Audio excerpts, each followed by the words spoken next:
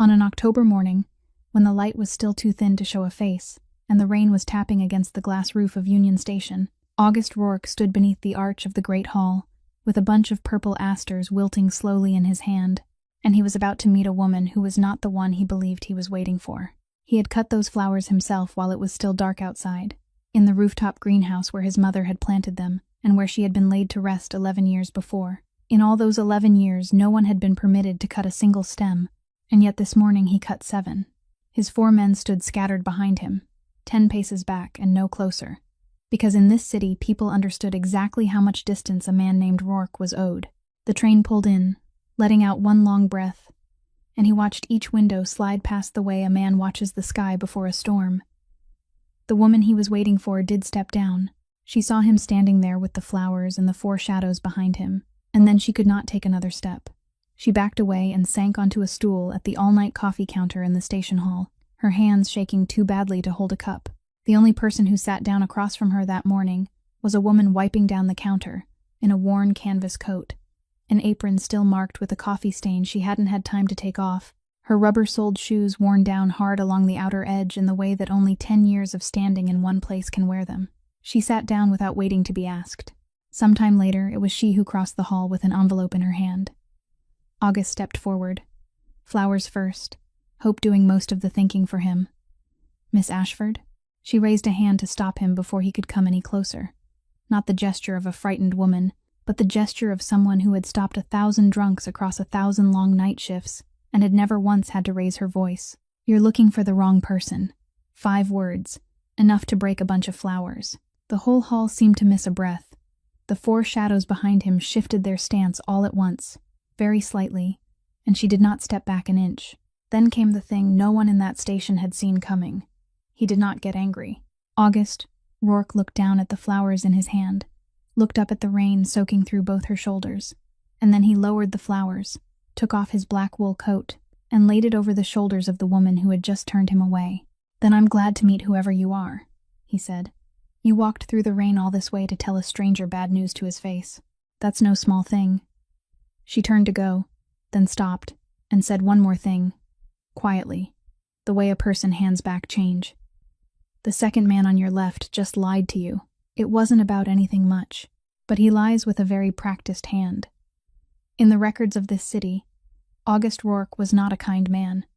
His name was spoken with the same caution people reserve for bad weather. So the question was never why he didn't get angry. The question was what he saw.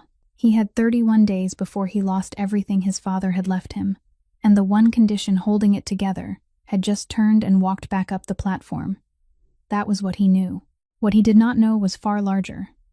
3 years earlier, on a night when the snow fell so heavily the city's streetlights went dark, someone had saved his life and walked away before he could see her face, and this morning, beneath the glass roof of Union Station, he was standing 1 step away from her without the faintest idea.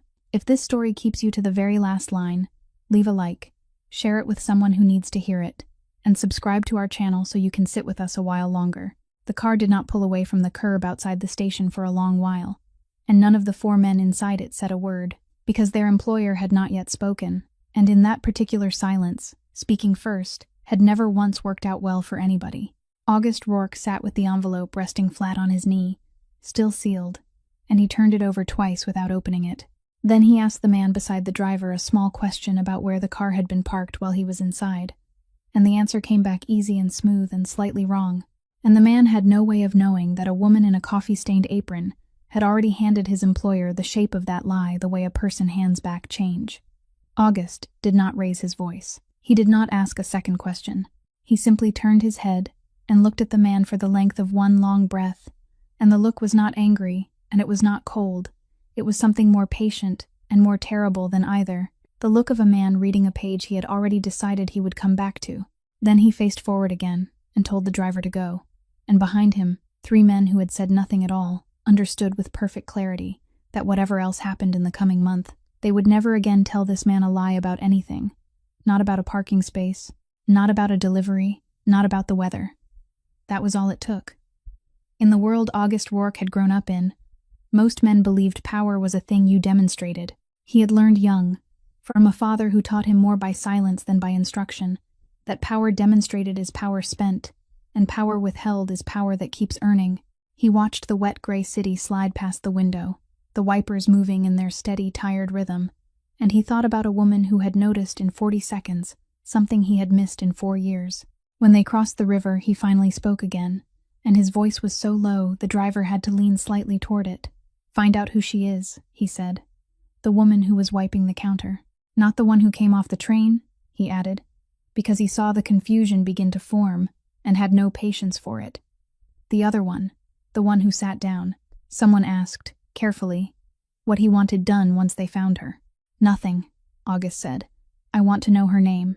And that was the only order he gave that morning, and the envelope stayed sealed in his coat pocket all the way home, because he found, to his own considerable surprise, that he was in no particular hurry to read what a woman he had never met had written about a life she had decided not to live.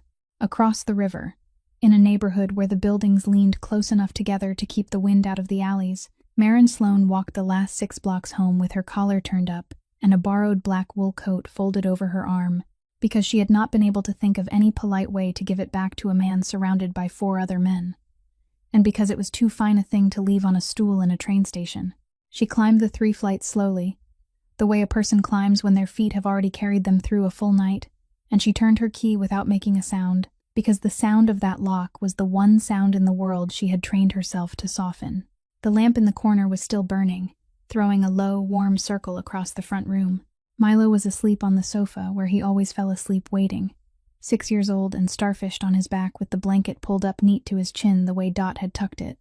1 sock on and 1 sock off, a book open and face down on his chest, rising and falling with him. Maren stood in the doorway with her coat still on, and looked at him for longer than she needed to.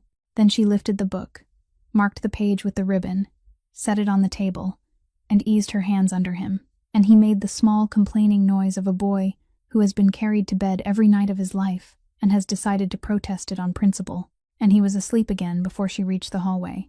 On the far corner of the kitchen table, where the light did not quite reach, and where she had put them so that the light would not quite reach, sat a stack of folded papers and an envelope from a man named Fitz Barlow, the 3rd one that month, addressed in the same careful hand each time. She stood over it for a moment with her thumb on the edge. Then she turned it face down, the way you turn a photograph you are not ready to look at, and she switched off the lamp, and she went to bed with the sky beginning to gray behind the curtain, and the borrowed coat still hanging by the door, black wool against a wall of chipped paint, looking exactly as out of place as it was.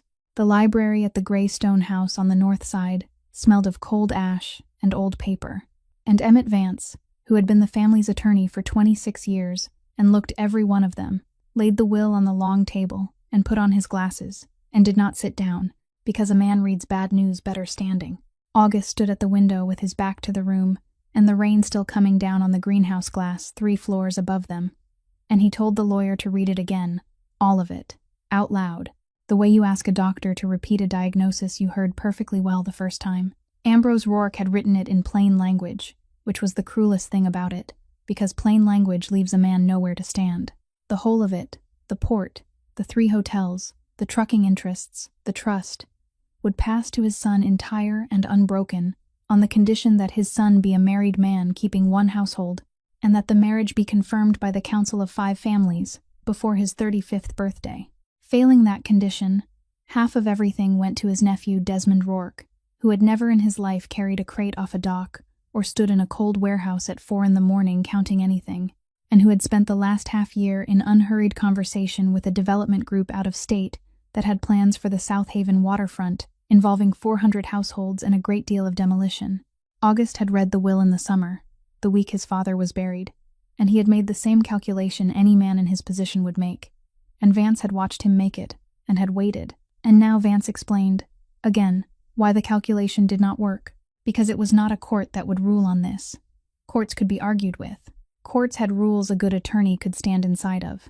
This went to the council, and the council had written its own conditions into the confirmation a generation ago, and they had done it precisely because men like Ambrose Rourke were known for trying to control their sons after death, and men like August Rourke were known for trying to get around it. There were 3 locks.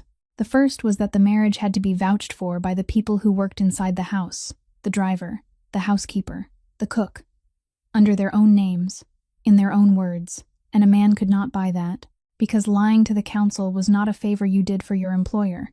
It was a sentence you handed yourself, and everyone in that city old enough to shave understood the difference. The second was one roof.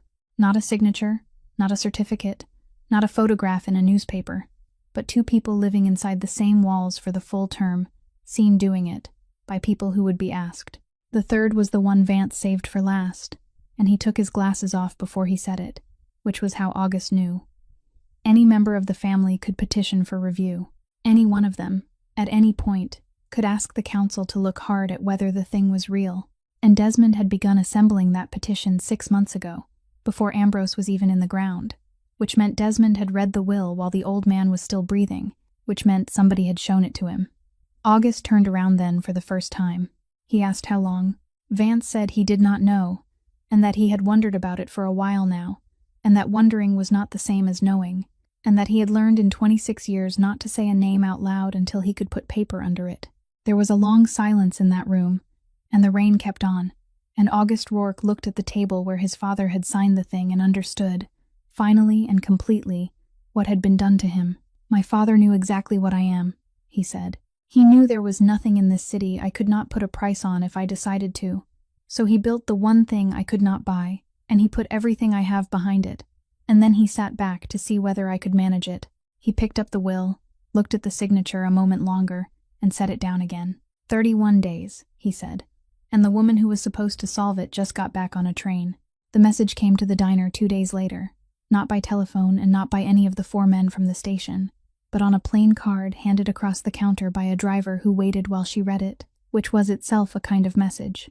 It gave an address on the South Haven waterfront, and no explanation. And at the bottom, in a hand she did not recognize, someone had written her name correctly. Both parts of it. Spelled right, which meant that whoever had gone looking properly.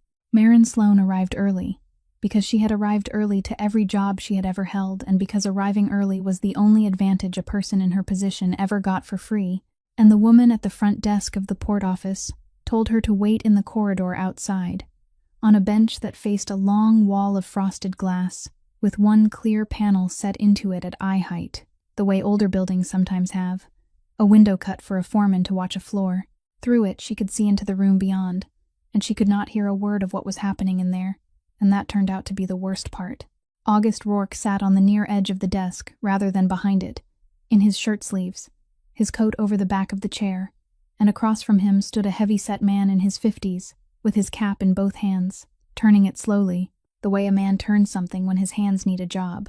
There were 2 other men in the room, and neither of them moved, and neither of them spoke, and the whole scene had the terrible stillness of a photograph. Maren pieced together most of it later, but she understood the shape of it right then, because she had spent 10 years reading rooms through the fog of a diner window. The man with the cap had run the loading crews for 11 years.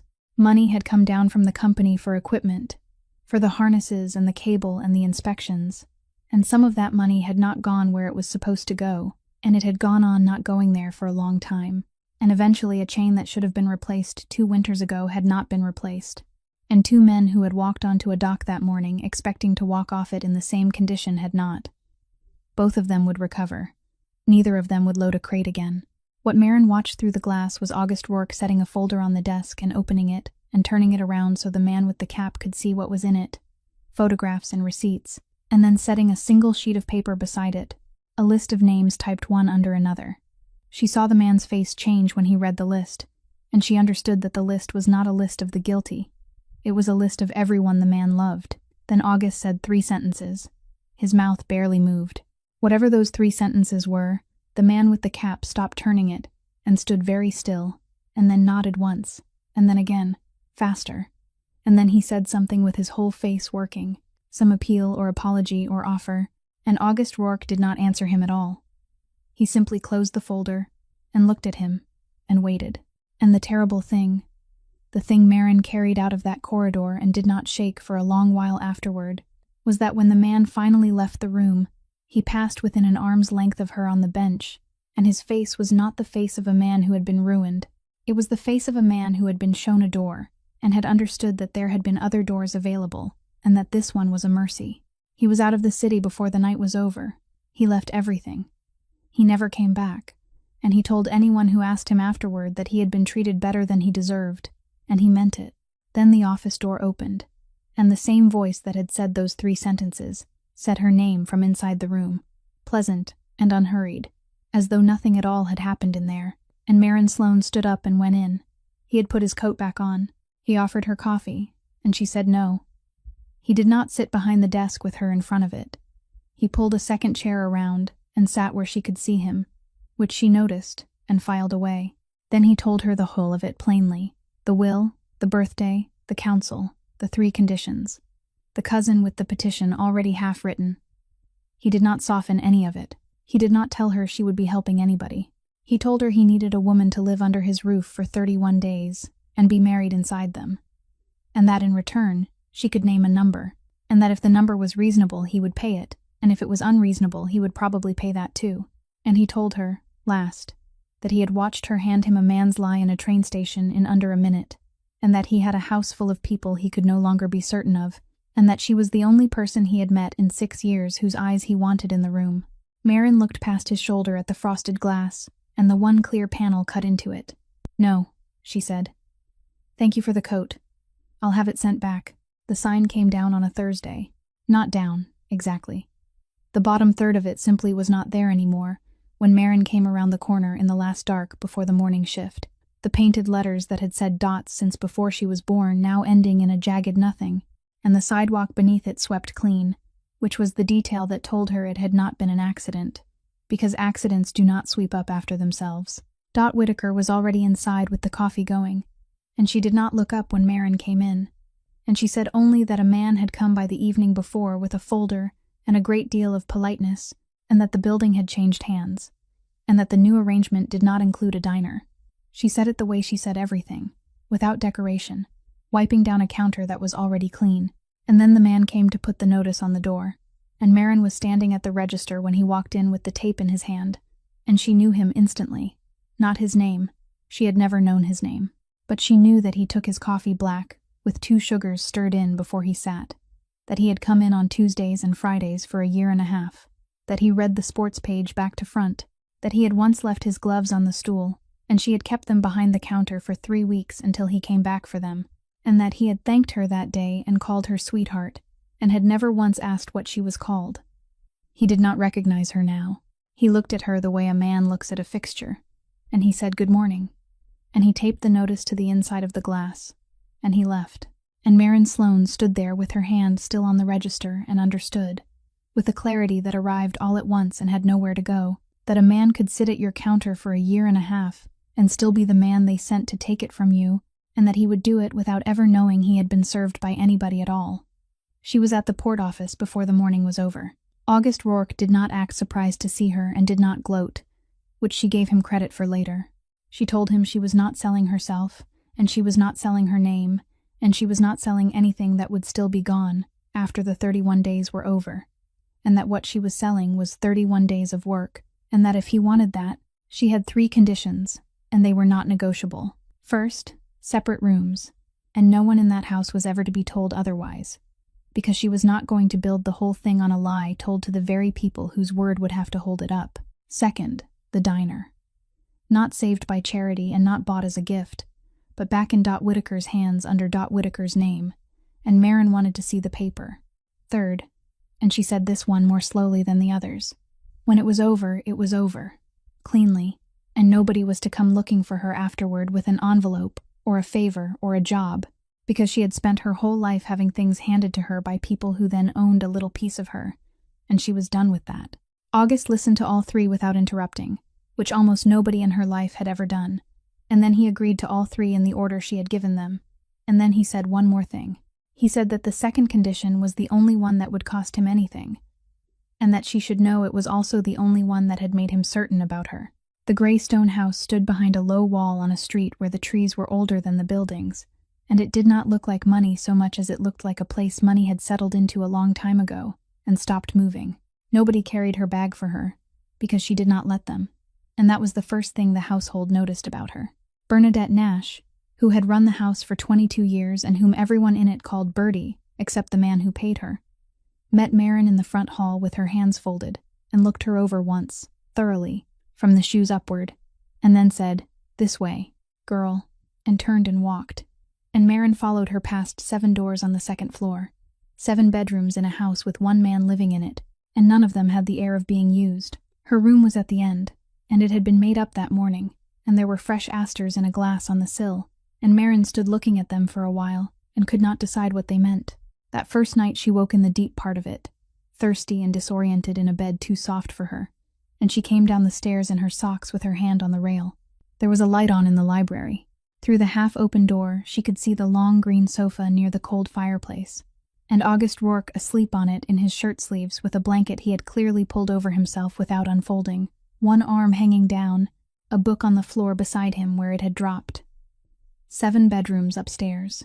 Bertie found her in the kitchen a moment later and did not seem surprised at anything, and only said, "He does that," and did not explain it, and poured her a glass of water, and went back to bed.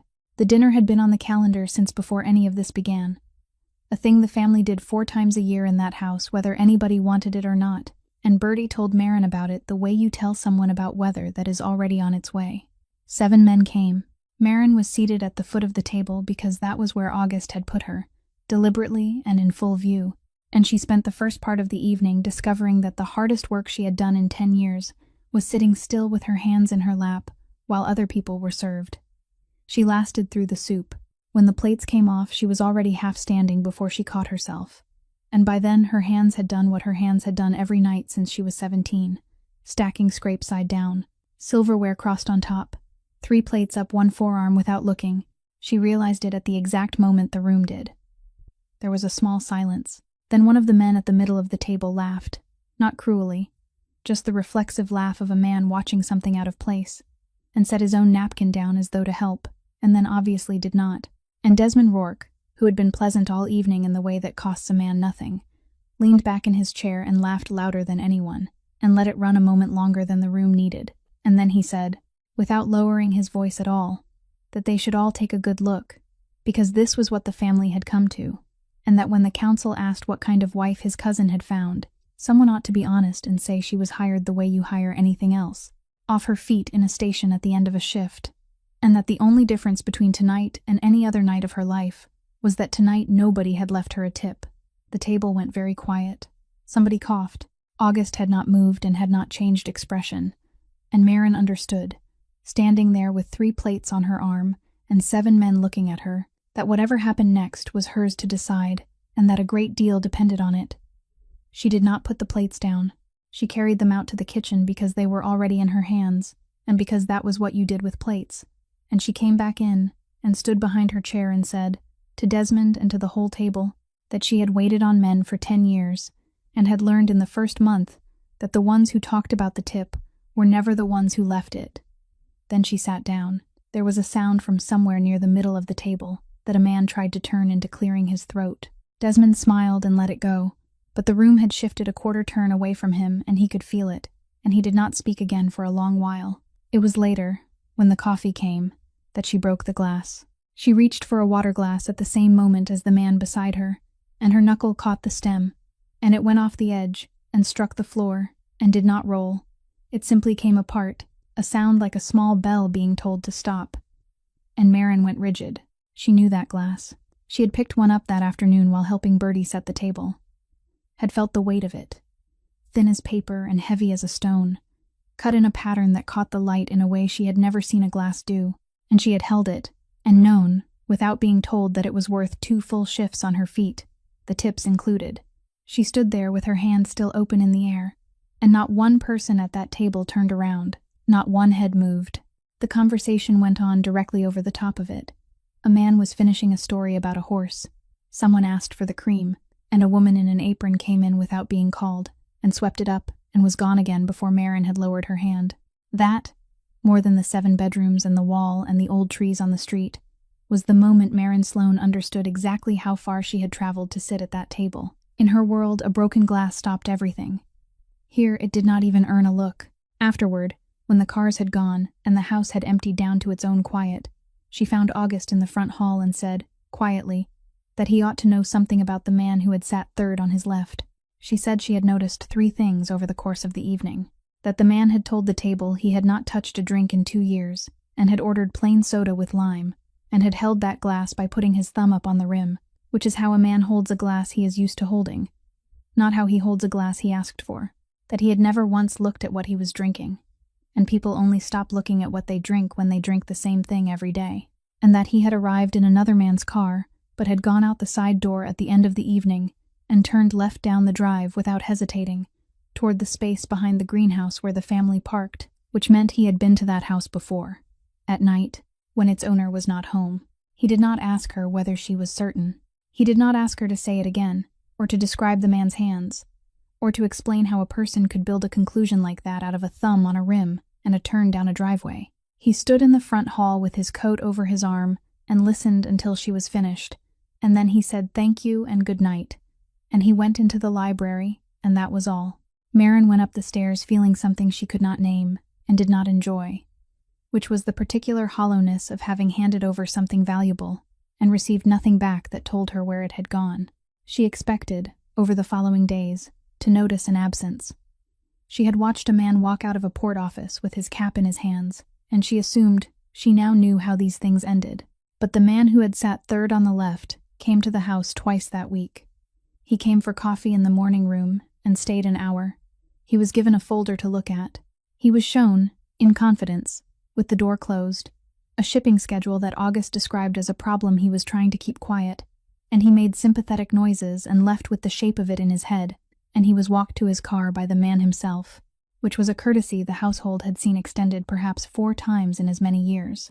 Maren watched all of it from the landing and from the doorway of the morning room and from the kitchen window, and she understood none of it for 2 days, and then she understood all of it at once. The schedule was wrong. Not clumsily wrong, not obviously wrong. It was wrong in one small particular that only mattered to a person planning to be somewhere at a certain time, and whatever came back to August afterward, whoever moved and whoever waited, and whoever showed up at the wrong dock on the wrong evening, would tell him not only that the man third on the left was carrying, but exactly whose ear he was carrying it to, and how fast, and how much of it got there intact. He was not going to lose the man. He was going to keep him, and feed him, and let him walk that food across the city again and again, and the man would go on believing he was trusted, right up until the day it stopped being useful. She found August in the library that evening, standing at the shelf with a glass he was not drinking from. She said she had told him a thing about a man. She had not told him what to do with it, and August Rourke turned around and looked at her with an expression she had not seen on him before. Something almost apologetic, and not apologetic at all. "A man who lies to you is worth more than a man who does not," he said, "provided you find out first. If I take him out of the room, I have a clean house, and I know nothing. If I leave him in it, I have a rotten board in the floor, and I know exactly where to step, and so does everyone who follows him in." He set the glass down. "My father taught me that before I was old enough to shave," he said, "and he was wrong about a great many things, but he was not wrong about that." Maren stood in the doorway and did not answer for a while. She had spent 5 days in that house telling herself that she had made a business arrangement with a hard man, and she understood now that hard was not the word, and had never been the word. The word was patient. He would wait. He would let a man come to his table and drink his coffee, and take his money, and go on believing himself clever. For weeks, for months, for as long as it stayed profitable, and there would be nothing personal in it at any point, and that was the part that put a cold hand on the back of her neck. "I don't think I like the way you think," she said. He did not argue with her. "You will get used to it," he said. It was Bertie who said it first, at the kitchen table. In the flat way she said everything. That a house this size with a boy staying across town in it was a foolish arrangement, and that if the child was going to sleep somewhere he might as well eat somewhere, and that she had already told the cook. So Milo came to dinner on a Sunday, with his own small suitcase and his book under his arm, and he was 6 years old, and had never in his life been in a room that big, and he handled it the way 6-year-olds handle things, which is to say he looked up once, said, "Huh," and then asked where the bathroom was. He was not shy of August Rourke. Nobody had told him to be, which turned out to be the whole difference. He looked at the man at the head of the table the way he looked at everything else in the house, with frank practical interest, and somewhere between the potatoes and the pie, he asked him whether he liked plants. August said he supposed he did not think about it much. Milo said that was not an answer, and Bertie put her napkin to her mouth and had to look at the ceiling for a moment. And August, who had spent the week teaching a man to carry lies across a city, found himself explaining to a first grader that there was a greenhouse on the roof and that he had not been up in it in a long while. Milo asked to see it. So they went up, the three of them, and the boy walked the length of the beds with his hands behind his back like a small inspector, and stopped at the water can and picked it up and asked how often. August said he did not know. Milo said his aunt watered on Tuesdays and Fridays, and that you were supposed to put your finger in the dirt first, and if it came out clean, you waited. August said that seemed like a lot of trouble. Milo said, with enormous patience, that it was less trouble than a dead plant. And August Rourke laughed out loud, an actual laugh, and Bertie, standing in the doorway, heard a sound she had not heard in that house in 11 years, and turned around and went back down the stairs and did not tell anybody why. They argued about it for 10 minutes. The boy did not give an inch. Then he set the can down and dug in his pocket and pulled out a card, folded once, soft at the edges from being carried, and handed it over and said this was the good cake, and would he make it, because his aunt could make it, but she made it wrong on purpose, less sugar, and he had been waiting for somebody in this house to have a proper kitchen. He said all of it cheerfully, swinging one foot, entirely untroubled. August unfolded the card. It was a recipe, written out in a woman's hand, rounded and careful, the kind of writing a person uses when they intend the thing to be kept. Halfway down, in the margin beside the sugar, someone had written in smaller letters, more than it says. August Rourke stood in his mother's greenhouse, holding a stranger's handwriting, and did not say anything for a moment. And Milo, who was 6, and had already moved on, was crouched at the end of the last bed asking what the purple ones were called. Marin had come up the stairs behind them without either of them noticing, and she was standing in the doorway when the boy asked, and she was looking where he was looking. There were asters at the end of that bed, a low, untidy crowd of them, deep purple, still going strong this late in the year. And on the outer edge of the clump, where the stems came up thickest, there were 7 cuts, clean and low and recent, the way a person cuts when they have been taught how, and have not done it in a long time. Marin Sloane stood there and did the arithmetic without wanting to. 11 years that no one had been allowed to touch that bed. Bertie had told her that on the second day, in passing, the way you mention a rule so obvious it is barely worth stating. And on a wet morning at the end of a station platform, a man she had never met had been standing under a glass roof, holding 7 of them. She did not say anything about it. Milo asked again what they were called. August told him, and the boy said they were his favorite now, which was the sort of thing he decided about 4 times a week, and asked whether he could water them, and was told he could not, and argued about that too. There is a kind of number a person carries the way other people carry a wedding ring, without noticing it most days, and without ever taking it off. Marin Sloane had carried 3 characters for 2 years. She had come around a corner into the last part of a night, and there had been a car pulling away, and she had not been close enough to do anything, and had been close enough to see, and what she had kept was the tail end of a plate and a dent low on the rear passenger door, deep and old, the kind a car gets in a parking lot and its owner decides not to fix. Her sister Junie was gone before the morning. In the 2 years since, Marin had said those 3 characters out loud more times than she could count. She had given them to the officers who came to the apartment, twice, patiently the first time, and less patiently the second. She had given them to a man from the insurance company, who wrote them down and never called back. She had given them to a lawyer who explained, kindly, that a waitress at the end of a double shift describing 3 characters and a dent was not a thing that could be built on, and that memory was the least reliable evidence there was, and that he was sorry. She had stopped saying them out loud after that. She had not stopped saying them. It was Bertie who put her in the office in the first place, on an ordinary afternoon, because the household books were being pulled together ahead of the council, and because the woman who usually did it had gone to her daughters in Ohio, and because, as Bertie put it, the girl had a head on her. So Marin sat on the floor of a back office, in the gray stone house, with the old dispatch ledgers of the family's trucking concern stacked around her, sorting them by year, doing the flattest possible work, and she was not looking for anything, and had no reason on earth to be. The ledgers went back a long way. Each page was a column of dates and destinations, and a column of vehicles, listed by the last 3 characters of the plate, because that was how dispatchers had always written them, quick and short, and beside some of them, a clerk had added a note in the margin about a fault, a bad tire, a heater out, a light gone. And on a page in the middle of a book 2 years old, in a clerk's small, tired handwriting, Maren Sloane's 3 characters looked up at her off the paper. She sat very still. She read the line 4 times. She read the whole page, and then the page before it and the page after it, to be certain she was not doing the thing that grief does to people. The vehicle was listed against a run out of the South Haven yard, and in the margin, in the same tired hand, someone had written that the rear passenger side door was dented and to stop putting in requests about it because it was not going to be repaired. She did not cry. She noticed that about herself later and could not account for it. She closed the ledger and put her hand flat on the cover and sat on the floor of that office, with her back against a filing cabinet, while the light went from one wall to the other, and the whole enormous machinery of the last 2 years turned over slowly in her chest and set itself down in a different position. Every man who had ever explained to her that a waitress could not be trusted to remember a number had been wrong. She had been right the entire time. She had been right in the apartment, and right in the office, and right in the lawyer's chair with her hands in her lap. And it had made no difference at all to anybody, because being right had never been the problem. Being heard was the problem. And she thought about a man at her counter for a year and a half who had called her sweetheart and never asked her name, and about 7 men at a long table who had not turned around for a broken glass, and she understood that these were not separate facts about her life. They were the same fact. Then she thought about whose ledger it was, and whose yard, and whose name was painted on the side of every truck in that column, and she took her hand off the cover of the book.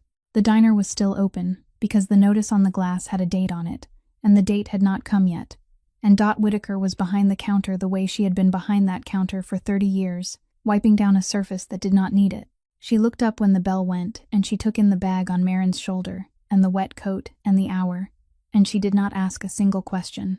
She turned a cup over on the saucer, and filled it, and put it down in front of the 3rd stool from the door, which was where Maren had sat on the day she came in at 17, and she went back to wiping. Maren sat with both hands around the cup, and did not drink any of it. After a while she said she had made a mistake, and Dot said most people do, and kept wiping. After another while, Maren said she had gone into that house telling herself it was 31 days of work and nothing else, and that she had been lying to herself somewhere around the 4th day and had not noticed until tonight, and Dot stopped wiping then, and put the cloth down and stood with her hands flat on the counter.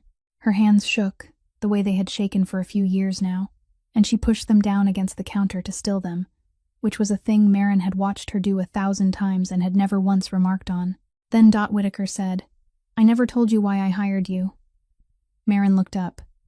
Dot said she had a daughter, that the girl had been 20 when she left, and that they had said things to each other that week that neither of them had meant in the way the other had heard them, and that on the Friday she had gone, and that was 31 years ago in March.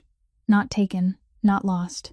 She packed a case and walked out the front and went, and there had been 1 postcard from Kansas City with 4 words on it and nothing since. Dot did not know where she was. She did not know if she had married, or had children, or had a good life, or had a hard one. She did not know if she was alive. There was no grave to go to and no date to mark and nothing at all to put a hand on. She said that people think the worst thing is knowing, and that she had learned it is not. The worst thing, she said, is that there is no last page. You do not get to close it. It just stays open on the table for 31 years, and you keep walking past it. Maren asked, quietly, why the night shift. Dot said she had tried the day shift twice, and had gone back both times. She said if you are a woman with a daughter somewhere out in the world, you find you do not much like the idea of your door being locked at night. Somebody could come. It would be late, probably, because that is when people finally get up the nerve for things. And if the lights are off, and the sign is turned around, they might just keep walking. So she had kept the lights on for 31 years. And there had been a great many nights when nobody at all came in but truck drivers and 3rd shift nurses, and once a man who cried into his eggs and never told her why, and she had served all of them, and she had never once regretted the electric bill. Then she said, I never asked you anything. When a 17-year-old walks through my door and asks for work, and does not want to say where she came from, I do not ask, because somewhere out there another woman's daughter walked into somebody's diner, and I have spent my whole life hoping to God that whoever was behind that counter had the sense to just pour the coffee. Maren put her forehead down on the counter, on the back of her own hands, and Dot Whitaker reached over and put one shaking hand on the crown of her head and left it there. and neither of them said anything for a long time. He came on the third night, and he came alone. And he came in through the front door of the diner like anybody else, and stood there dripping with a flat cardboard folder held under his coat to keep it dry. Dot looked at him a long moment from behind the counter, and then went into the kitchen without a word, and left the two of them the whole empty room. Marin did not get up. August did not sit down. He said he was not there to ask her for anything and would not, and that he had found what he said he would find, and that she had a right to it whether she ever spoke to him again or not. Then he put the folder on the counter and opened it. He said her sister's name first, which she had not expected, and it went through her like cold water. Junie Sloane had worked nights in a dispatch office at the South Haven yard. Marin knew that. What Marin had never known, because Junie had never said a word about it at home, was that in the last month of her life, Junie had begun keeping a second set of notes in her own hand, on the back of the carbon sheets, because a run had come through her window, with two different sets of papers on it. Same truck, same night, two manifests, both signed, describing two different loads going to two different places. She had flagged it once, in writing, in the proper way, to the proper person. The flag was in the folder. 3 weeks later there was the car, and the night, and everything that came after. And then August turned the folder around and showed her the second thing. And his voice did something on the way to it that she had not heard from him before. 4 years earlier, a boy named Casey Rourke had been 19 and had been working the port side of the same operation because his father believed a Rourke should know what a crate weighed before he was allowed to sign for one. Casey had found the same discrepancy from the other end, the same numbers refusing to agree. He had gone to his brother about it, and his brother had told him it was a clerical mess and to leave it alone, and Casey had not left it alone. And 3 weeks after that, there had been a night that August Rourke had never once described out loud to another human being in 6 years. Marin said, quietly, that they had never met. August said no. He said they had never been in a room together, never known the other existed, and had died 4 years apart over the same sheet of paper and the same hand holding it. And then he stood there in that empty diner with the rain running off him, and said the other thing, the thing he had come to say, and had been dreading the whole way across the river. He said that 6 years ago he had gone looking, that he had been 28 and out of his mind and had turned the city over, that a man he trusted had come to him within the week with a direction, a name, a set of reasons that hung together, a group working out of the north side with a motive that made sense if you did not look at it too long. And August Rourke had done what a man with his name was expected to do, thoroughly, and he had done it believing every word he had been told. He had closed it. He had gone to his father afterward and told him it was closed, and the old man had put a hand on the back of his neck and said nothing, and August had carried the belief that his brother was settled for 6 years, the way you carry a stone in your coat, heavy and cold and yours. And tonight he had gone back and read the direction he had been given 6 years ago, with the ledgers open beside it. And the man who had come to him within the week with a name and a reason and a set of hangings together had been Desmond. He did not raise his voice. He put both hands flat on the counter. He said, "I spent 6 years thinking I had buried my brother's business. It turns out I was the shovel." Marin looked at him. He was not angry. That was what undid her. She had braced herself for fury, because fury she could have stood in the doorway of. But the man in front of her was hollowed out and perfectly still. A man who has just discovered that the one thing he did in his life he was proud of, the one violent certainty he had allowed himself, had been aimed for him by the person it was meant to protect. He had been used as a tool against his own dead, and the same hand that had aimed him had, 4 years later, put a truck on a street at the end of a night shift. She said his brother's name out loud, once, for the first time. Casey. He said yes. She asked how old. He said 19. She said her sister had been 32. And then Marin Sloane sat on a stool in a diner that was going to be closed by the end of the month and understood that she had spent 2 years being the only person in the world who cared what had happened to Junie, and that she was not the only person anymore, and that the second person had walked into her reign the same way she had once walked into someone else's, and she did not know yet whether that was mercy or the cruelest thing that had ever happened to her. She went back to the gray stone house the next evening, and she did not make a speech about it, and neither did anybody else. Bertie took her bag out of her hand at the door and carried it up herself, and that was the entire conversation on the subject. And because Marin Sloane had not stopped being who she was, she noticed the boy on her second day back. Reese Dolan was 20 and drove the second car, and was the youngest person in the household by 15 years.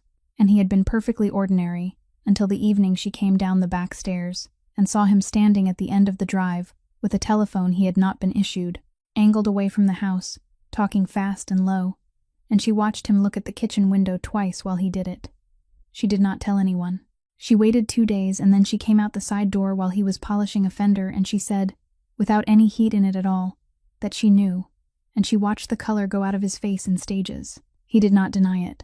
He told her about his mother and the hospital on Fullerton, and the bills that had come in a stack and gone on coming, and about a man who had been very kind and very patient, and had never once asked him for anything that felt like a betrayal, until it was far too late to stop. He was crying by the end, badly, the way a 20-year-old cries when he has been holding something for months.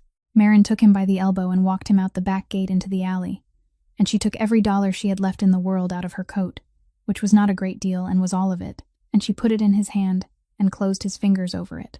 She told him to go tonight, to go to his mother, and not to come back. And then she told him the important part, which was that he was never to tell a living soul that she had been the one who saw him. He asked her why she was doing it. She said that a person's whole life can turn on whether somebody decides to look at them or look through them, and that she had been looked through more times than she could count, and that she was not going to be the one who did it to him. Then she went back inside and washed the dishes she had left in the sink. Nobody in that house ever knew. It was that same night that Grady Sutter came, and he had driven straight through from Georgia without stopping, unshaven and gray with it, and he stood in the front hall with his hat in his hand because Bertie would not let him pass the mat with those boots. He had brought the lease. He had brought the letters. He put them on the hall table and told Maren that the storefront in Savannah with the low rent and the good back lot had been arranged by a broker who had never once met the owner, and that when Grady had finally pushed hard enough to see who was behind the money, the name that came out from underneath it was Rourke, and not the Rourke standing 10 feet away. He said he had torn up his half of it in the man's office, and had gotten in the truck and driven. He said he was not asking her for anything, and had never been asking her for anything, and that he had only ever wanted her out of a city that had taken enough from her, and that he was ashamed to have been the vehicle. He looked at August and said, plainly, that he did not like him and did not intend to, and that he would still shake his hand if it meant the man who did this got what was coming. It was Grady's letters that opened the last door, because the broker's correspondence went back further than Savannah, and in among it, dated in the week before all of this began, there was an itinerary and a hotel in New York, and a name that stopped both of them where they stood. Genevieve Ashford had not looked out a train window and lost her nerve. 3 days before she boarded, somebody had come to see her. He had been courteous. He had shown her documents, photographs, a newspaper file, an account of what had happened to a 19-year-old boy 6 years ago, enough of it true to carry the rest, and he had let her draw her own conclusions. And he had left her alone with them for 3 days on a train. She had stepped down onto that platform already broken, and had not been able to make her feet carry her another yard. And Maren Sloane stood in that hallway and felt the whole beginning of the thing turn over and show its other side. The rain on the glass roof, and the flowers, and the woman shaking too hard to hold a cup, and understood that none of it had been chance. It had all been arranged, down to the last detail, by a man who had planned for everything except one thing.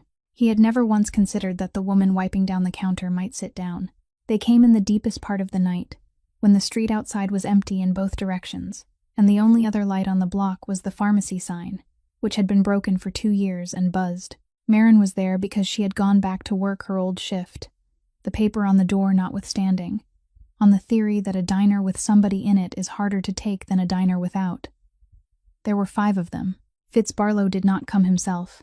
Men like that never do. They came in through the front, and stood in the aisle between the counter and the booths, and said a great deal of nothing in a very reasonable tone about a building and a date, and a set of keys. And Dot Whitaker came out from behind the counter with her chin up, and put herself directly in the doorway of her own kitchen, 70 years old, both hands shaking, and told them they could take it up with her in the morning like men. Maren got her by the shoulders and moved her, and Dot fought her for a second, and then did not. And Maren put her through the kitchen door, and turned the lock on the back with the key from her apron, and put the key down the front of her shirt. Then she came back out, and did the thing nobody expected, which was that she went along the wall, and turned on every light in the place. The overheads, the case lights, the sign, the lamp over the register that had been dead since summer and came on anyway. The room went white, And then she walked to the front and pushed the door all the way open so that the street could see in and the room could see out. And she started saying names. She said, "Ray, you come in Tuesdays, you take it black, and you leave $2 every single time whether you eat or not, and you have been doing it since your wife passed." And a heavy man near the back of the group stopped moving. She said, "Marty Kessel, your girl had the counter job here the summer she turned 16 and I trained her myself, and you came in on the last day and thanked me." She said, "Bill, your knee. You sit in the second booth because you cannot fold up into the first one, and I have been bringing you the extra napkins for 4 years without you ever having to ask." She went down the line. She did not shout. She used the voice she had used on 1,000 men at 3 in the morning who did not want to be told anything by anybody. Level and unhurried and impossible to argue with, and she called every one of them by their name and told them one true thing about themselves that only a person who had been standing behind that counter looking at them could know. Ray went first. He said something under his breath that might have been an apology, and he turned and walked out, and did not stop. Marty Kessel stood there for a long moment with his jaw working, and then he went after him. The two behind them looked at each other, and the arithmetic changed in the room, and they went. The last one did not. He was younger, and he had not been in the diner before, and she had no name for him, and that was the whole difference. And he came forward and got his hand on the edge of the register. Then the doorway darkened. August Rourke came in out of the rain and did not say a word.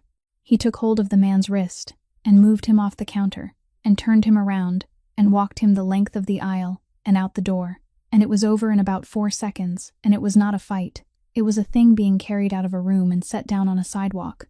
And the man went into the wet street and picked himself up and looked back once at the lit windows and thought better of everything and went. Behind him, the bell over the door swung and settled. Dot came out of the kitchen and sat down heavily in the second booth. Nobody spoke for a while. Then Marin picked up the cloth and began wiping the counter, because there was nothing else in the world for her hands to do, and August saw that both of them were shaking so badly the cloth was making a sound against the formica. She wiped it anyway. She went end to end, twice, and the shaking would not stop. And somewhere in the second pass she began to sing, very quietly, barely above breath, without any awareness at all that she was doing it. It was an old song, slow and in a minor key, about a boat that never comes back to harbor, and she sang it the way her mother had sung it to her, and the way she had sung it to herself in every frightened hour of her life since she was small, because it was the only thing she had ever found that would put her hands back where they belonged. August Rourke stood in the middle of that floor and did not move. The color went out of his face. He knew that song. He had never heard it in a room in his life. He had heard it once, in the cold, in the dark, under a bridge on the west side, from a voice he could not see and never found, going on and on beside his ear while the snow came down on both of them, and he had spent 3 years trying to remember the tune and had never once been able to hold it. He heard it now. He said her name. She looked up, still wiping, and asked him what was wrong. He said nothing was wrong. He said it too quickly, and she let it go because she was tired past arguing, and he drove her home through streets with no other cars on them, and neither of them said anything the whole way. But that night, in a house where everybody else was asleep, August Rourke sat in the library with the lamp off and let himself go back to the thing he had spent 3 years refusing to look at directly. There had been a winter night when the snow came down so heavily the city gave up on it. The plows outmatched, the streetlights out in whole blocks on the west side because a transformer had gone somewhere near the river. His car had gone off the ramp under the overpass at South Haven, and it had not been dramatic. It had simply been a slow, bad slide, and then a stop. And afterward he had been on the ground beside it in the dark, unable to get up, and unable to make his hands do anything, and the snow had come down on his shoulders and started to stay there. Cars went by up on the ramp. He counted them for a while and then stopped counting. Nobody came down, and then somebody did. He never saw her face. The light was gone and his eyes would not hold anything, and afterward he could not have told anyone whether she was tall or short. What he remembered was that she came down the embankment without hesitating, and that she got him turned so the wind was off him, and that she took something from around her own neck and wound it twice around his. A gray scarf, hand-knitted, thick, still warm from a person, and that she talked to him for a while and then stopped talking and sang instead, because talking had not been keeping him with her, and singing did. She sang that same slow old thing about a boat that does not come back, over and over, right beside his ear, for as long as it took. He remembered asking her something at one point, some fragment, and getting no answer he could hold on to.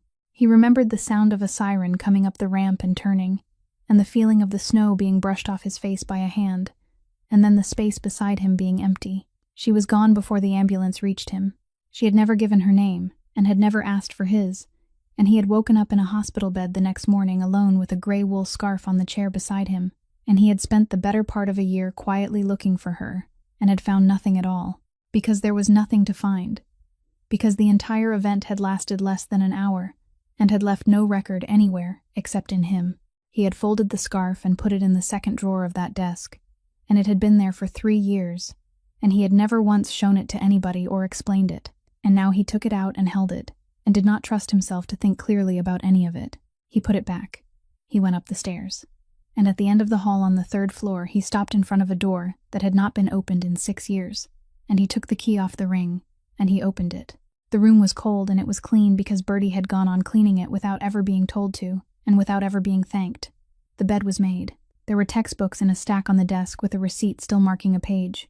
There was a pair of basketball shoes under the edge of the dresser with one of them on its side. The way a boy leaves them when he is 19 and comes in late and is going to put them away tomorrow. Marin found him standing in the middle of it a while later, because she had heard the door and had come up. She stopped on the threshold. He did not turn around. He said that he had told his father, once, that Casey did not belong anywhere near the port and should be sent somewhere else and made to study something useless, and that his father had said O'Rourke does not get to hide from what pays for him. He said that he had let it go, because it had been easier to let it go, and because he had been 28 and busy. He said, he was 19. He died over what my family does for money. He said that everybody in the city assumed he wanted the waterfront because it was worth something, and because his name was on it, and that they were all wrong. He said he did not want to hold that port to be a richer man. He wanted to hold it so that there would not be a second boy. He did not say a single word about a scarf, or a bridge, or a song. He had known since the moment she opened her mouth over that counter. He put it away, the way he had put away everything else in his life, and stood in his brother's room with his back to her, and said nothing at all. The manifests had a yard number on them, and the yard number belonged to a block of storage at the far west end of the port that had gone out of regular use years ago, and they went out there together on the 26th night, with a flashlight and a set of keys that no longer opened everything they used to. The place was a maze of steel, containers stacked 4 high in long parallel rows with lanes between them barely wide enough for a truck, and one working crane light up on its arm that swung slowly across the whole yard and back again on a timer, so that every lane went from black to white to black in a rhythm you could count on. They found the unit. They got it open. And what was inside was not cargo at all, but paper, boxes of it. The original file copies that should have been destroyed 4 years ago, and 6 years ago, and had not been, because the man who ordered them destroyed had kept them instead, the way a certain kind of man always keeps the thing that could hang him because he cannot quite believe it will ever be used against him. August had one box open, and was on his knee in front of it, when they heard the gate. It was a long way off, and it was unmistakable, the heavy grind of a rolling gate motor starting up, and then, a moment later, the sound changing pitch as it began to come down. He said run, and neither of them did anything else for the next several minutes. They went down the lane between the stacks with the flashlight off, because the crane light was better than a flashlight and worse, and every time it came around, they had to be behind steel. They heard men at the north end, 2 of them, calling to each other without urgency, which was the frightening part. Nobody was shouting. Nobody was running. They were simply walking the lanes the way you walk a field you have already fenced. August pulled her sideways into a gap between 2 containers, where the corrugation left a person about the width of a coat, and they stood pressed in there, while a set of footsteps came down the lane and passed within arm's reach on the metal grating, and went on, and the crane light came around and turned the whole lane white, and then let it go. The gate motor was still running somewhere behind them, still coming down, and August put his mouth close to her ear and said there was a service door at the southeast corner, and it would be shut, but it would not be locked because the padlock had been broken since spring, and that she should go first. She went. She got 2 lanes over and put her back against cold steel, and waited for the light to swing, and when it came around, she was looking straight at a man standing not 15 feet away, at the mouth of the lane, alone, breathing hard, with his hand on the corner of a container to steady himself. He was in his 50s, heavy through the shoulders, a gray zip jacket, a flat cap pushed back, a face gone slack, with the effort of walking a yard he was too old to be walking. And the crane light held him for a full second, and Maren Sloane looked at him, and knew him. Not from a plate, not from a file. She knew him from the third stool from the door. Black coffee, 1 sugar, never 2. Always the same booth if the stool was taken. He came in before the early shift at the yard, 3 or 4 mornings a week, for 2 years. He read the racing page. He had a laugh like a cough. He always, every single time, counted out the exact change and left it in a small stack beside the cup. And he always said, "Thank you, sweetheart." And he had never once in 2 years asked her what her name was. He had sat at her counter, 2 feet away from her, 3 mornings a week, for 2 years, and he had never known that the woman pouring his coffee was the sister of the woman he had left on a street at the end of a night shift, because he had never looked at her face. She stepped out into the lane. She did it in the dark part of the cycle, and he did not hear her until she was already there, and when the light came around again she was standing in front of him with nothing in her hands. He recoiled. He looked at the empty lane behind her, and at the space over her shoulder, and at every part of the yard except her, the way a man does when he is looking for the person he thinks matters. And Maren said, quietly, "Look at me." He did not. She said it again. She said, "You have had my coffee 3 mornings a week for 2 years, and you never once asked me my name, and that is the only reason you have been able to sleep. Look at me." And he looked. She watched it arrive in him. She watched the counter and the racing page, and the exact change come back up through a face that had gone the color of the concrete. And she watched a man who had spent 2 years perfectly comfortable discover that he had been sitting down every week in the presence of the person he owed, and had never seen her, because she had been wearing an apron. He said her sister's name without meaning to. That was how she knew for certain. He started to say something else, something that had the shape of an excuse in it. Orders, a bad night, a man who told him to. She stopped him. She did not raise her voice at all. She said, "You are going to stand in front of the council, and you are going to say every word of that again, and you are going to look at them the way you are looking at me now." Somewhere behind them the gate finished coming down, and the man in the gray jacket, who had run twice in his life and was not going to run a 3rd time, put both hands on his knees in the middle of that lane and stayed exactly where he was. August got out through the service door at the southeast corner because that was the plan, and because she had gone first and he had assumed she was already through it, and it was only when he came around the last stack and found the door standing open on an empty lot and no one in it that he understood she had not gone through at all, that she had turned back somewhere in the dark, and that the yard behind him was now sealed with her inside it. He was reaching for the phone in his coat when it rang in his hand. It was Emmett Vance, and Vance was talking fast, which Vance never did. Solomon Pike had left the county seat that evening with the 2nd envelope, the one nobody but Pike had ever laid eyes on, the one thing the council would accept without argument on the morning of the hearing. His car had been stopped on the North Approach Road by 2 vehicles that had come out of a side lane and boxed it, and Pike's driver had backed up onto the shoulder and was sitting there with the doors locked, and there were men standing in the road in front of him, not doing anything at all, which meant they were waiting for something or someone.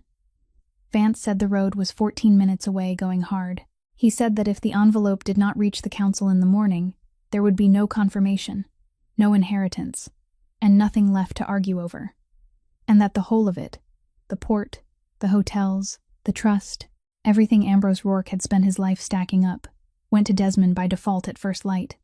He said, "Go now." August stood on the wet gravel outside a locked gate, with the phone against his ear, and looked back over his shoulder at the yard. 4 rows of steel, 1 crane light going around, 2 men in there walking the lanes without hurrying, and a 3rd somewhere by the north end, and a woman with no weight to her and nothing in her hands, on the wrong side of a gate she could not lift. He asked Vance how long the road would hold. Vance said he did not know. August said, "Then send somebody." Vance said there was nobody to send who would arrive in time and that August knew it. And then, after a pause, in a different voice, the voice of a man who had known him since he was a boy, he said, "Son, do not do this. It is everything." August Rourke said, "I know what it is." He put the phone in his pocket. He got into the car and started it and put it in reverse, and came back down the length of the fence line with the gravel going up behind him, and at the junction where the north approach road ran left and the yard road ran right, he did not slow down for the turn, and he did not look at the left-hand road at all, and the car came around hard to the right, with the tires letting go for half a second on the wet, and he drove straight at the gate of a container yard on the west end of the port, and left an inheritance sitting on a highway in the dark behind him. He hit the fence at the corner where the chain link met the post, because that was the weak point of every fence in that port, and he had known it since he was 15 years old. He went through it. He came up the main lane, with the headlights on full, and the horn going, all the way down, and every man in that yard turned around, because it was the last thing on earth any of them expected, and the crane light came across and washed out the whole of it. He put the car sideways across the mouth of the third lane and got out of it, and he was not quiet anymore, and he was not patient anymore, and the two men who had been walking those lanes without hurrying saw who had come through the fence and did the arithmetic, and it did not take either of them long. One of them went for the north end, the other one stood his ground for about as long as it takes to change your mind. Then they were both gone over the fence at the back, and the yard was nothing but the sound of the crane motor, and the horn still going because he had left the door open, and his knee against it. He found her in the fourth lane, with the man in the gray jacket still sitting on the ground where she had put him, and she was standing over him, and she had not moved, and her hands were completely steady. She looked at August, and at the car sideways in the lane behind him, with the lights on and the fence down across the entrance, and at his face. She said, "The road." He said, "I know." She said, "Pike." He said, "I know." She said, "That was everything you have." And August Rourke stood in the middle of a container yard at the west end of the port with his father's whole life going off a highway somewhere behind him in the dark. And he said, "Yes," he said, "I have made every calculation in this city for 6 years, and I have never once been wrong about what a thing was worth. And I made that one in about a second and a half, and I would make it again." Then he bent down and got the man in the gray jacket up onto his feet by the elbow, almost gently, and said, "You are coming with us," and walked him to the car. The council met in the long room above the old Union Hall on Halsted Street, 5 men at a table and everyone else in chairs against the wall, and it began the way these things always began, with Desmond Rourke standing up and being reasonable. He was very good. That was the thing nobody had prepared Marin for. He did not sneer, and he did not embellish, and he did not say one single word that was untrue. He laid it all out in order. A bride arranged and paid for, and vetted, who had come as far as the platform and turned around. A stranger produced out of a train station the same morning. A woman who had been serving coffee an hour earlier and had no connection to the family, no standing, no history. A household staff who had known her for less than a month. A wedding not yet performed with 5 days left on the clock. He said he took no pleasure in it. He said his cousin was a man he had grown up beside, and that grief did strange things to a man's judgment. He said the council had written its conditions precisely to prevent an arrangement of this shape, and that he was asking them only to look at what was in front of them and call it what it was. And the terrible part, the part that sat in the room afterward like weather, was that every fact he had put on that table was correct. Solomon Pike, who had been stopped on a road the night before, and who had spent 4 hours on the shoulder of it before anyone came, sat with his hands folded and said nothing. August had nothing to hand him. Then the door at the back of the room opened. Rhys Dolan came in with Rain still on his shoulders and an envelope held against his chest with both arms, 20 years old, white as paper, and he stopped just inside the door, because he had never in his life been in a room like that one. He had been the one sent. That was what came out over the next several minutes, in a voice that broke twice and that he kept going anyway. He had been the one who knew the North Approach Road because he had driven it every week for a year, and he had been given a job and a time and told where to be, and he had gone. He had gotten there ahead of the others.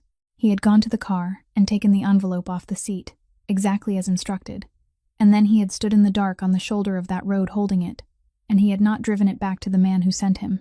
He had driven it here and sat outside in his mother's car until morning, because he had not known what else to do with himself. Somebody asked him why. Rhys Dolan looked at the floor and said that a person in that house had caught him at something a few weeks back and could have finished him with a sentence, and had not, and had put the last money she had into his hand instead, and had made him promise never to say she had done it. He said, "So I never did say. But she never told me I couldn't pay it back." Nobody in that room had known. Not August, not Bertie, not Vance, not one of the 5 men at the table. Marin sat absolutely still with her hands in her lap, and did not look at anybody. Then the man in the gray jacket stood up, and he said it all again. Every word, the 2 manifests, and the flag Junie Sloane had filed, and the man who had come to him afterward, and what he had been told to do about it, and a night 4 years before that, involving a 19-year-old boy. And the name at the end of every one of those sentences was the same name, and he said it while looking at the floor, because he could not do it any other way. When he finished, Solomon Pike took off his glasses and looked down the table at Desmond Rourke and asked him one question. He asked him whether he knew the name of the woman sitting at the end of the second row. Desmond opened his mouth. He looked at her. Everyone in that room watched him look at her, and watched him try, and watched him fail, and the silence went on 4 full seconds too long. Pike put his glasses back on. He said that in this room, they had spent a great deal of the morning discussing what a marriage was, and whether this one was real, and that he found he was no longer interested in that question. He said the question he was interested in was how a man could stand up and describe a woman's entire life and character to a council of 5 for 20 minutes, and not be able to produce her name. And that was the end of it. It took another hour to say formally what everyone had already understood, and Desmond Rourke did not speak again. Afterward, in the corridor outside, with people moving past them in both directions, Marin stood against the wall, and August stood in front of her, and she said, "When did you know?" He said, "The night you sang." She looked at him for a long moment. She said, "That was 14 days ago." He said yes. She asked him why in God's name he had said nothing, and August Rourke said that if she had known who she was to him, every word she said in that room today would have come out of her mouth already shaped, and Pike would have heard the shape of it, because Pike hears everything. He said, "I have spent my whole life deciding when I speak.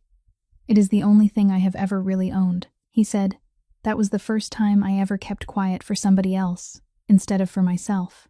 They were alone in the small room off the hall afterward, the 2 of them, with the door shut and the noise of the building going on somewhere below. August put a folder down on the table between them and did not open it, and Desmond looked at it and knew exactly what it was, because he had spent his life around men who put folders on tables.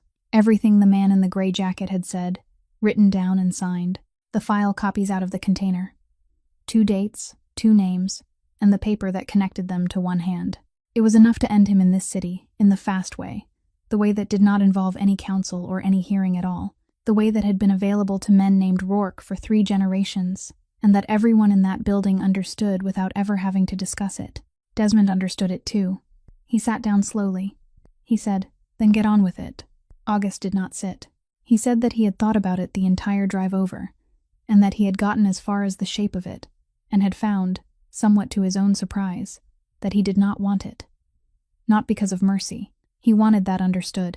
He said, "My father would have done it before the sun went down, and he would have slept well, and he would have expected me to do the same, and I have spent my entire adult life trying not to be my father. Make no mistake about what I am. I am still his son, but you are not worth what it would cost me." He picked up the folder and put it under his arm.